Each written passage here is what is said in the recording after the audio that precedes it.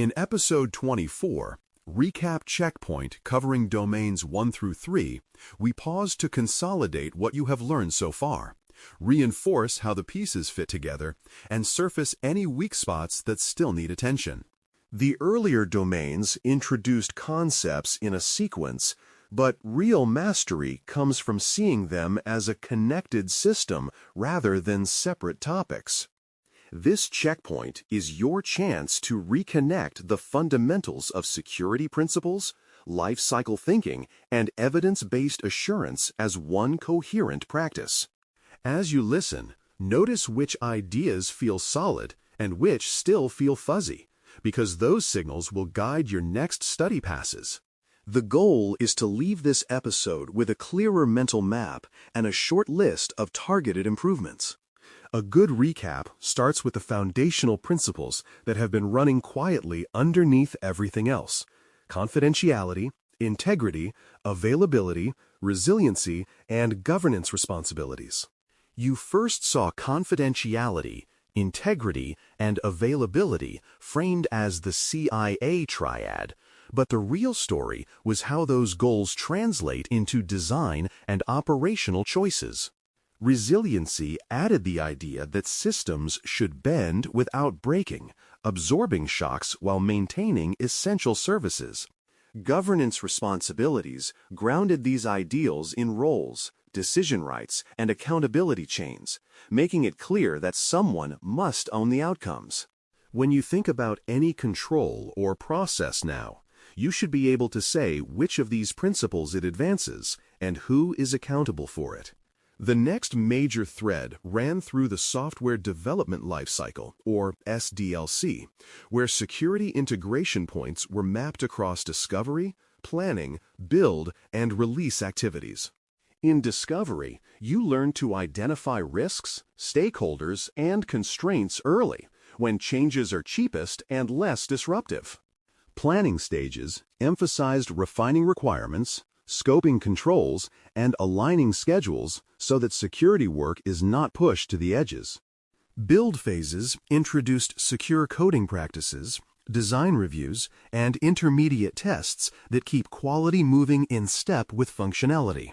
Release activities brought in final verification, approvals, and go or no-go decisions that consider both technical results and business context. Together, these integration points show that security is not a separate phase, it is woven into each stage of work. Within that life cycle, requirement practices emerged as a central discipline. Clarity, traceability, feasibility, and testability formed the standard. Clear requirements use unambiguous language, describe observable behavior, and avoid mixing several ideas into one sentence. Traceability connected each requirement back to risks and forward to design elements, tests, and evidence, so nothing important is orphaned or duplicated without reason. Feasibility forced you to consider whether a requirement can realistically be implemented given technology, budget, and organizational capabilities. Testability made you phrase requirements so they can be verified with explicit pass and fail conditions rather than aspirational statements. When these four attributes are present, requirements support both engineering and assessment work instead of confusing them. Compliance mapping and evidence pipelines were another part of this story, giving structure to how you show that requirements and controls are not just aspirations. Mapping started with external obligations, standards, or contracts, and translated them into internal requirements that fit your environment. Evidence pipelines then described how artifacts would be produced, captured, stored, and retrieved over time, turning one-time proofs into repeatable flows. Audit readiness was presented as a natural outcome of this work, not a seasonal panic, because the same artifacts used for day-to-day assurance can support external reviews. When you look at your current environment, you should be able to see where these pipelines are strong and where evidence collection is still informal or ad hoc. Data classification rules, handling safeguards, and lifecycle checkpoints provided the lens for seeing information as something that moves and changes, not just sits in a database.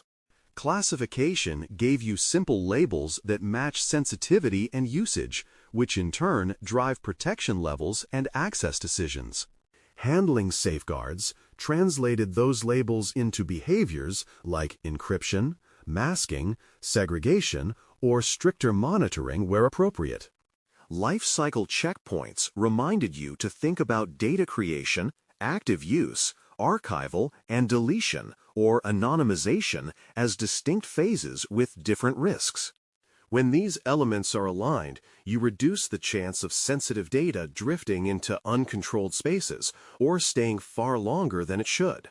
Privacy requirements and rights workflows brought a human dimension into the picture, emphasizing that individuals are more than records in a system. You saw how privacy obligations often run alongside security goals, supporting but not fully overlapping with confidentiality concerns. Rights workflows, such as access requests, corrections, deletion demands, or objections, introduced the idea that systems must support controlled changes driven by individuals. Breach notification expectations added timelines, content requirements, and communication paths for when things go wrong and personal information is affected. Together, these topics reminded you that compliance is not only about protecting data, it is also about respecting and enabling individual rights in practice. Access governance pulled focus back to who can do what and under what conditions, pulling together models, recertification cycles, and protections for privileged pathways. Governance models, whether role-based, attribute-based, or hybrid, provided the logic for assigning and reviewing access in a way that matches real job needs.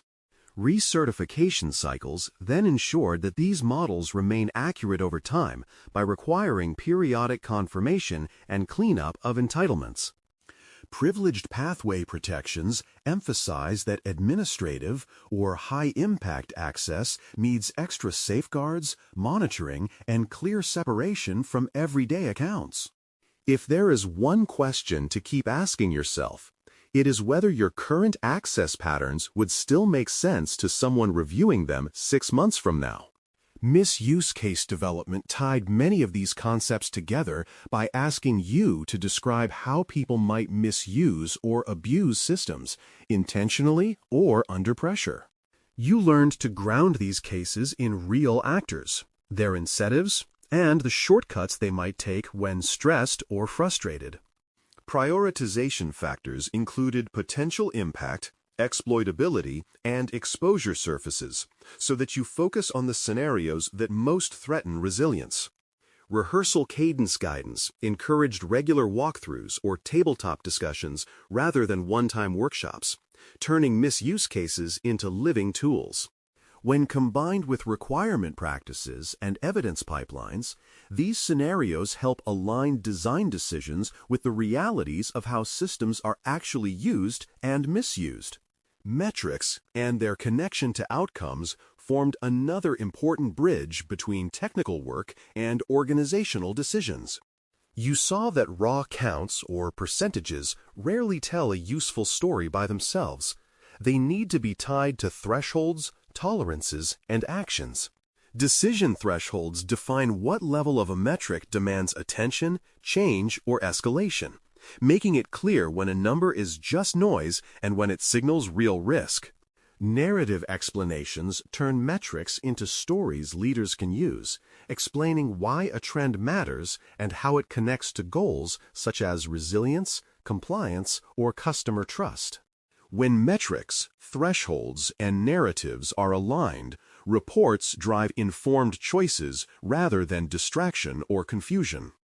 Documentation, often treated as a chore, was reframed as a structured suite of artifacts that hold your control system together.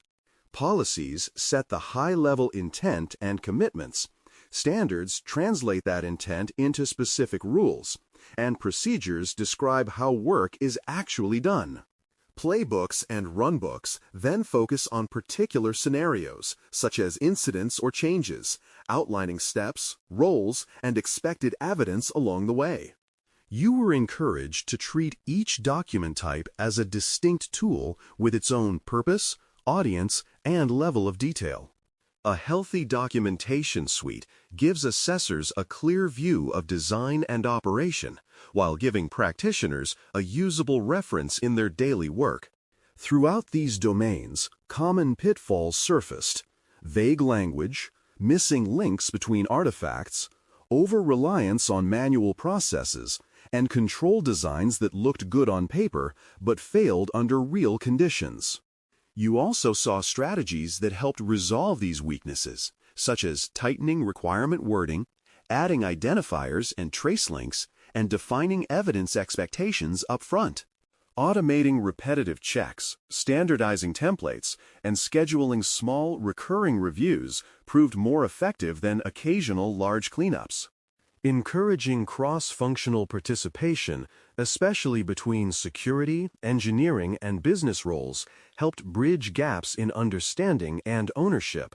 These patterns are worth recognizing because they tend to reappear in different guises as systems and teams evolve. If you zoom out and view domains 1 through 3 as a single landscape, certain cross-domain patterns and reusable techniques stand out. Clear requirements, traceability, and evidence expectations appear in many forms, whether you are dealing with access governance, privacy obligations, or misuse scenarios. Lifecycle thinking shows up in SDLC integration, data handling, and supplier relationships, reminding you that risks and controls change as systems move through time. Rehearsal and review rhythms, from metrics discussions to incident simulations, keep practices current and expose weaknesses before they become incidents. Above all, enduring guardrails such as least privilege, explicit accountability, and verifiable behavior create consistency across domains. Those are the habits you want to carry forward into the remaining parts of your study. To conclude this checkpoint, it is useful to turn reflection into a concrete plan by choosing 2 improvement targets that stand out from your review. Perhaps requirement clarity and access recertification are the areas where you see the largest gap between theory and current practice, or maybe misuse case rehearsal and evidence pipelines resonate as unfinished work. Once you have picked your targets, schedule focused refresh sessions where you revisit the relevant material and sketch 1 or 2 small improvements you can implement or look for in assessments. Treat these sessions as deliberate practice rather than remedial work, because they are part of building your long-term capability as a professional. With that approach, this recap becomes not just a summary, but a launchpad for stronger performance in the domains still ahead. Thanks for listening. For more audio courses, daily newsletters, and more, please visit baremetalcyber.com.